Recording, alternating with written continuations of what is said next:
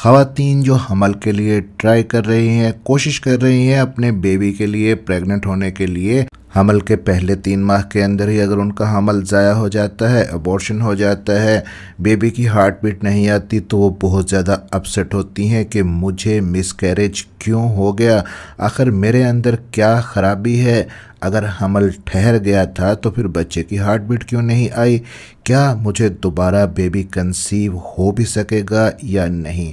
आपकी इसी परेशानी को हल करने की कोशिश करेंगे आज की इस वीडियो में। मेरा नाम है डॉक्टर ताहिर। आगे बढ़ने से पहले चैनल को सब्सक्राइब ज़रूर कर लीजिएगा।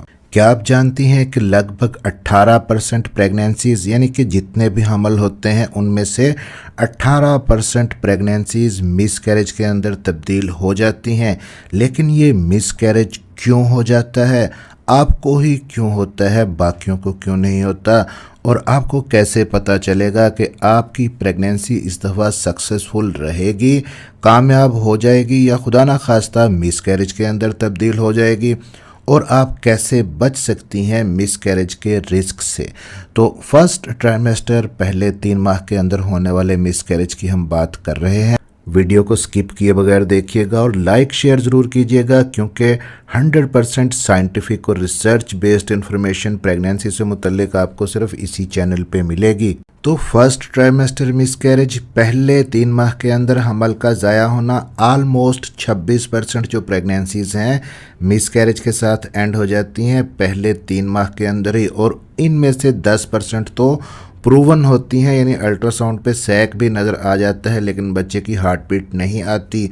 और टोटल जितने भी अबॉर्शन होते हैं उनमें से 80% अबॉर्शन पहले 3 माह के अंदर ही होते हैं। ये सारा डाटा आपको बताने का मकसद सिर्फ ये है कि इन सारे मिसकैरेजेस में से ज़्यादातर केसेस में आप कसूरवार नहीं होती, आपने कंसीव कर लिया था, बाकी कुछ काम आगे नेचर पे भी छोड़ना होता है, कुदरत की तरफ से कुछ चीज़ें होती हैं। क्योंकि जब मेरे व्यूअर्स, मेरी पेशेंट्स मेरे साथ ऑनलाइन कंसल्ट करती हैं जिनको मिसकैरेज पहले हो चुका होता है या रिपीटेड मिसकैरेज उनको हो चुका होता है, बार बार हमल ज़ाया हुआ होता है, तो वो बहुत ही मेंटली अपसेट होती हैं। तो याद रखिए कि मिसकैरेज अगर आपको हुआ है, फिर भी 75% ख़वातीन मिसकैरेज होने के बाद भी बेबी कंसीव कर लेती हैं इजीली। अब मान लिया जी कि आप प्रेग्नेंट हैं, आपको हमल ठहर चुका है, आपको कैसे पता चलेगा कि आपकी प्रेगनेंसी सक्सेसफुली आगे बढ़ेगी या आपको खुदा ना खास्ता मिसकैरेज हो जाएगा।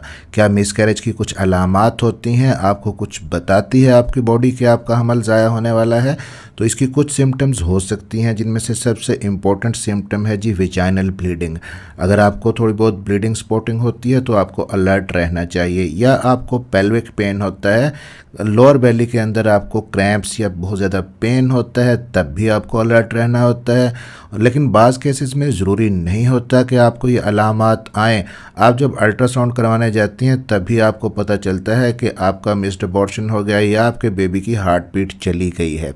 अब ऐसा होता क्यों है, फैक्टर्स कौन से हैं, कौन सी वजूहात हैं जो आपको मिसकैरेज होता है। उनमें सबसे पहली और इम्पॉर्टेंट चीज़ है जी क्रोमोसोमल एबनॉर्मेलिटी। ये क्या है कि आपके हस्बैंड का स्पर्म और आपका एग मिल के एम्ब्रियो बनाते हैं। अगर कहीं भी स्पर्म या एग के अंदर जेनेटिक मटेरियल के अंदर डिफेक्ट है तो एम्ब्रियो के अंदर डिफेक्ट हो सकता है क्रोमोसोम्स के अंदर, और ऐसा हमल हेल्दी नहीं होता और कुदरत की तरफ से ग्रो करने से पहले ही आपकी बॉडी से बाहर निकाल दिया जाता है।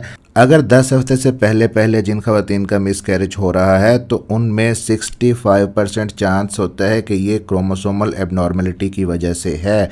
अब दूसरी बड़ी वजह यहाँ पे हो सकती है इन्फेक्शन। अर्ली मिसकैरेजेस में 15% मिसकैरेजेस इन्फेक्शन की वजह से होते हैं। टीबी का इन्फेक्शन हो सकता है, क्लेमिडिया का हो सकता है, माइकोप्लाज्मा का हो सकता है। जब आप प्रेग्नेंट हो गई हैं तो अर्ली प्रेगनेंसी में ऐसी खवातीन का एक टेस्ट करवाया जाता है जिसको कहते हैं टॉर्च टेस्ट, TORCH।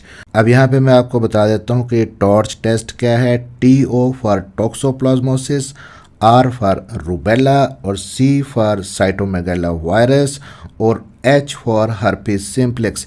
ये एक ग्रुप ऑफ इन्फेक्शन होता है जिसको देखने के लिए टेस्ट किया जाता है कि इन इन्फेक्शंस में से कोई इन्फेक्शन तो आपको नहीं है जो आपके बेबी को हो सके और आपका मिसकैरेज खुदा ना खास्ता इस इन्फेक्शन की वजह से हो जाए। तो अर्ली प्रेगनेंसी में टॉर्च टेस्ट आप करवा सकती हैं अपनी प्रेगनेंसी को इवेलुएट करने के लिए, इन्फेक्शंस को देखने के लिए। फिर मिसकैरेज होने की वजूहात में कुछ मेडिकल कंडीशंस भी हो सकती हैं। खुदा ना खास्ता अगर आपको शुगर है अनकंट्रोल्ड, या आपका ब्लड प्रेशर बहुत ज़्यादा हाई रहता है, या कोई इम्यूनोलॉजिकल आपको डिजीज़ है, या कुछ हार्मोनल फैक्टर्स भी हो सकते हैं, जैसा कि आपका थायराइड का जो हार्मोन है वो डिस्टर्ब है, आपको थायराइड हार्मोन की कोई बीमारी है, आपके अंदर प्रोजेस्टेरॉन हार्मोन की कमी है, या खुदा ना खास्ता आपको पीसीओडी है, पॉलीसिस्टिक ओवेरियन डिजीज। इस बीमारी के अंदर आपको जो अंडे बनते हैं उनका डीएनए खराब हो सकता है।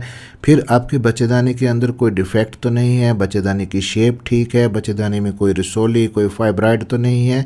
ये चीज़ें भी अल्ट्रासाउंड पे, हिस्टेरोस्कोपी पे देखी जा सकती हैं। फिर खुदा ना खास्ता गिर जाना, चोट लगना, कोई ट्रामा होना, इनकी वजह से भी मिसकैरेज हो सकता है।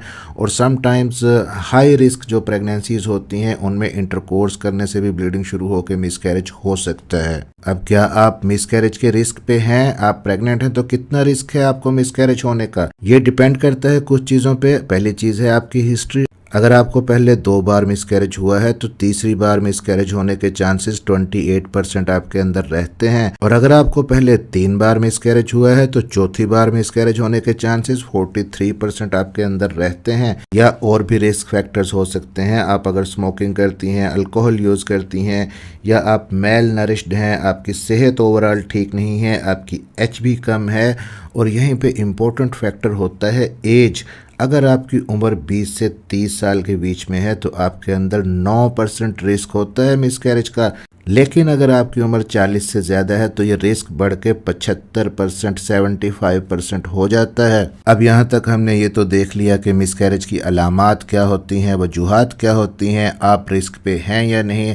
अब मिसकैरेज से मुतल्लिक कुछ सवालात या कुछ मिथ्स आप कह लें, वो भी उनके बारे में भी जान लेते हैं। अब नंबर 1 के अगर आपको बार बार मिसकैरेज हुआ है तो क्या आप इनफर्टाइल हैं, आपको बेबी नहीं होगा? ऐसा नहीं है। पहली बार मिसकैरेज होने के चांसेस ऑलमोस्ट 1/3 लोगों में रहते हैं। और मिसकैरेज अगर आपको बार बार हुआ है तो इसका मतलब है आप कंसीव तो कर रही हैं, आपकी फर्टिलिटी तो ठीक है, इनफर्टाइल तो आप नहीं हैं। आपको ट्रीटमेंट की ज़रूरत है अपनी प्रेगनेंसी को सक्सेसफुल बनाने के लिए।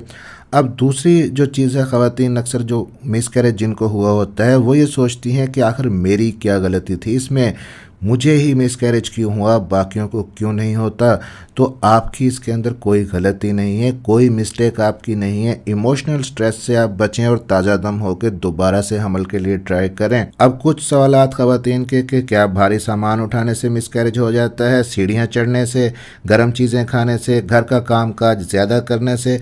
तो रूटीन की जो प्रेगनेंसीज हैं उनमें हमल ऐसा करने से ज़ाया नहीं होता। लेकिन अगर आपको बार बार पहले मिसकैरेज हुआ है या आपकी हाई रिस्क प्रेगनेंसी है तो आपको हमल के दौरान रेस्ट की ज़रूरत होती है। अब आज की इस वीडियो का टेक होम मैसेज ये है कि अगर आपको मिसकैरेज का रिस्क है तो आप प्रेगनेंसी प्लान करने से पहले अपनी प्री इवेल्युएशन लाजमी करवाएं, जिसके अंदर आप अपने हार्मोन्स टेस्ट करवा सकती हैं, आप इन्फेक्शंस को चेक करवा सकती हैं, अपना एचबी चेक करवा सकती हैं, अपना शुगर का टेस्ट करवा सकती हैं, ब्लड प्रेशर चेक करवा सकती हैं। आप अपना अगर वेट ज़्यादा है तो उसको कंसीव करने से पहले कम कर सकती हैं। और दूसरा मैसेज यहाँ पे ये है कि अगर आप प्रेग्नेंट हैं और पहले 3 माह के अंदर ही आपको हल्की फुल्की ब्लीडिंग स्पॉटिंग होती है तो उसको आपने इग्नोर नहीं करना, फ़ौरन अपने डॉक्टर से कंसल्ट करना है।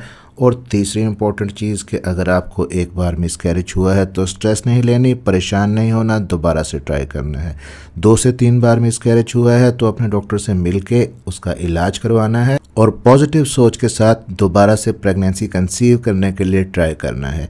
चैनल को सब्सक्राइब जरूर कर लीजिएगा और बेल नोटिफिकेशन ऑन कर लीजिएगा। और वीडियो को लाइक शेयर करने में आपके सिर्फ चंद सेकंड्स लगेंगे। अगर चैनल को सपोर्ट करते हैं तो लाइक शेयर जरूर कीजिएगा। मिलते हैं अगली किसी वीडियो में, अपना ख्याल रखिएगा।